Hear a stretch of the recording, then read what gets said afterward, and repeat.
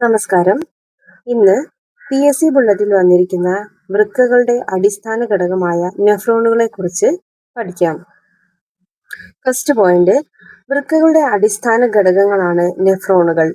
നെഫ്രോണിന്റെ അഗ്രഭാഗത്ത് കാണപ്പെടുന്ന കപ്പ് പോലുള്ള ഭാഗമാണ് ബോമാൻസ് ക്യാപ്സ്യൂൾ. ബോമാൻസ് ക്യാപ്സ്യൂളിനുള്ളിൽ കാണപ്പെടുന്ന അതിസൂക്ഷ്മ ലോമികകളുടെ കൂട്ടമാണ് ഗ്ലോമറുലസ്. എന്താണ്? വൃക്കകളുടെ അടിസ്ഥാന ഘടകമാണ് നെഫ്രോണ്. നെഫ്രോണിന്റെ അഗ്രഭാഗത്ത് കാണപ്പെടുന്ന കപ്പ് പോലുള്ള ഭാഗമാണ് ബോമാൻസ് ക്യാപ്സ്യൂൾ. ബോമാൻസ് ക്യാപ്സ്യൂളിനുള്ളിൽ കാണുന്ന അതിസൂക്ഷ്മ ലോമികകളുടെ കൂട്ടമാണ് ഗ്ലോമറുലസ്. ഗ്ലോമറുലസിനെയും ബോമാൻസ് ക്യാപ്സ്യൂളിനെയും ചേർത്ത് ഡേഷ് എന്ന പേരിൽ അറിയപ്പെടുന്നു. മാൽപീജിയൻ ബോഡി അഥവാ വൃക്കാകണം. എന്താണ്? ഗ്ലോമറുലസിനെയും ബോമാൻസ് ക്യാപ്സ്യൂളിനെയും ചേർത്ത് മാൽപീജിയൻ ബോഡി അല്ലെങ്കിൽ വൃക്കാകണം എന്ന പേരിൽ അറിയപ്പെടുന്നു. ഹെയർപിന്നിന്റെ ആകൃതിയിലുള്ള നെഫ്രോണിന്റെ ഭാഗമാണ് ഹെൻലി വലയം.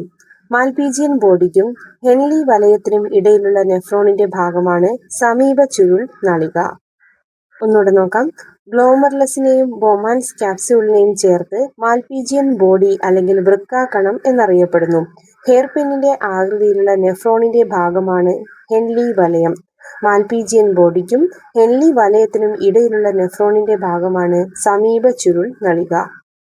നെഫ്രോണുകൾ വന്നു ചേരുന്ന നീളമുള്ള കുഴലാണ് ശേഖരണ നാളി. ശേഖരണ നാളിക്കും ഹെൻലി വലയത്തിനും ഇടയിലുള്ള നെഫ്രോണിന്റെ ഭാഗമാണ് വിദൂര ചുരുൾ നളിക. ഗ്ലോമറുലസിലേക്ക് അശുദ്ധരക്തം എത്തിക്കുന്നത് ആഗമന ധമനിക. ഒന്നുകൂടെ നോക്കാം. നെഫ്രോണുകൾ വന്നു ചേരുന്ന നീളമുള്ള കുഴലാണ് ശേഖരണനാളി. ശേഖരണനാളിക്കും ഹെൻലി വലയത്തിനും ഇടയിലുള്ള നെഫ്രോണിന്റെ ഭാഗമാണ് വിദൂര ചുരുൾ നളിക. ഗ്ലോമറുലസിലേക്ക് അശുദ്ധരക്തം എത്തിക്കുന്നത് ആഗമന ധമനിക. ഗ്ലോമറുലസിൽ നിന്നും രക്തം വഹിച്ചു കൊണ്ടുപോകുന്ന രക്തക്കുഴലാണ് നിർഗമന ധമനിക. ഹെൻലി വലയത്തെ ചുറ്റി കാണപ്പെടുന്ന നിർഗമന ധമനികയുടെ ഭാഗം എന്തു പേരിൽ അറിയപ്പെടുന്നു? ബഹുനാളിക ലോമികകൾ. അപ്പോൾ ഗ്ലോമറുലസിൽ നിന്നും രക്തം വഹിച്ചു കൊണ്ടുപോകുന്ന കുഴലാണ് നിർഗമന ധമനിക.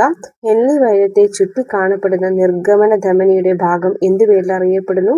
ബഹുനാളിക ലോമികകൾ അല്ലെങ്കിൽ വാസ റെക്റ്റ. ഗ്ലോമറുലസിലെ രക്തത്തിൽ നിന്ന് ബോമാൻസ് ക്യാപ്സ്യൂളിലേക്ക് അരിച്ചു മാറ്റപ്പെടുന്ന പദാർത്ഥം ഏതാണ്? Glomerular filtrate. ഗ്ലോമറുലാർ ഫിൽട്രേറ്റിന് രൂപം കൊള്ളുന്ന പ്രക്രിയ സൂക്ഷ്മ അരിക്കൽ. ആരോഗ്യവാനായ ഒരു വ്യക്തിയുടെ ഗ്ലോമറുലാർ ഫിൽട്രേറ്റ് റേറ്റ് ഏകദേശം എത്രയാണ്? 125 ml/min, അതായത് 180 ലിറ്റർ/ഡേ. ഗ്ലോമറുലസിൽ കൂടിയുള്ള അരിക്കൽ തോത് നിയന്ത്രിക്കുന്നത് വൃക്കകളിൽ കാണപ്പെടുന്ന ഒരു സംവിധാനമാണ് ജക്സാ ഗ്ലോമറുലാർ അപ്പാരറ്റസ്. വൃക്കകളിൽ ഉൽപ്പാദിപ്പിക്കുന്ന ഒരു രാസാഗ്നിയാണ് റെനിൻ. മൂത്രത്തിൽ രക്തം കാണുന്ന അവസ്ഥയാണ് ഹെമാറ്റൂറിയ. അതായത് ഗ്ലോമറുലസിൽ കൂടിയുള്ള അരിക്കൽ തോത് നിയന്ത്രിക്കുന്നതിന് വൃക്കകളിൽ കാണുന്ന സംവിധാനമാണ് ജക്സാ ഗ്ലോമറുലാർ അപ്പാരറ്റസ്. വൃക്കകളിൽ ഉൽപ്പാദിപ്പിക്കുന്ന ഒരു രാസാഗ്നിയാണ് റെനിൻ. മൂത്രത്തിൽ രക്തം കാണുന്ന അവസ്ഥയാണ് ഹെമാറ്റൂറിയ. വൃക്കകളിൽ കല്ലുകൾ കാണപ്പെടുന്ന അവസ്ഥയാണ് റീനൽ കാലിക്കുലി.